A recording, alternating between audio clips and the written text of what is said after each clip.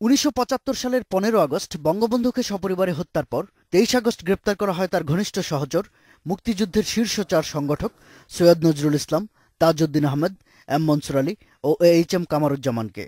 জাতীয় ৪ নেতাকে রাখা হয় পুরনো ঢাকার নাজিমউদ্দিন রোডের ঢাকা কেন্দ্রীয় কারাগারে। কারাগারের নিউজেল নামে পরিচিত ভবনের প্রথম কক্ষে ছিলেন সৈয়দ নজরুল ইসলাম, তাজউদ্দিন আহমেদ সহ ৮ জন। আরেকটি কক্ষে ছিলেন এইচ.এম. কামারুজ্জামান, মোফাজ্জল হোসেন চৌধুরী মায়া সহ কয়েকজন। অপর কক্ষে জায়গা হয় এম মনসুর আলী, আব্দুস সামাদ আজাদ সহ কয়েক বন্দী।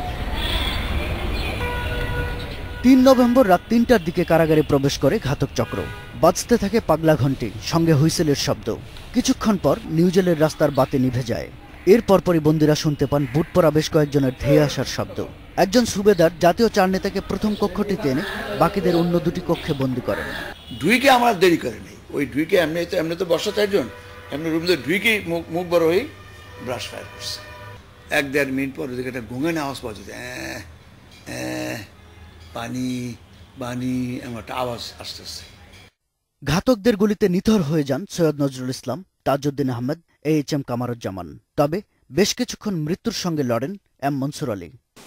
ঠিক ওই সময় আবার আপনার কিছু লোক দৌড়ে আসলো, কিছু ৫-৭ মিনিট পর এসে আবার ওই আপনার ব্যানের চার্জ করলে যেরকম শব্দ হয় ওইরকম শব্দ আমি শুনতে পেয়েছি। মৃত্যু নিশ্চিত করে ঘাতকেরা চলে যাওয়ার পর কারাগারে নেমে আসে কবরের নিস্তব্ধতা। নিরাপদ কারাগারে বন্দী অবস্থায় এভাবে গুলি করে হত্যার ঘটনা নজিরবিহীন। বঙ্গবন্ধুকে সপরিবারে হত্যার ধারাবাহিকতায় এ হত্যাকাণ্ড ঘটানো হয়েছিল মূলত আওয়ামী লীগ এবং বাংলাদেশকে নেতৃত্ব শূন্য করতেই। কিন্তু বিলম্বে হলেও শেষ পর্যন্ত ঘাতকেরা বিচারের আওতায় এসেছে, পেয়েছে শাস্তিও।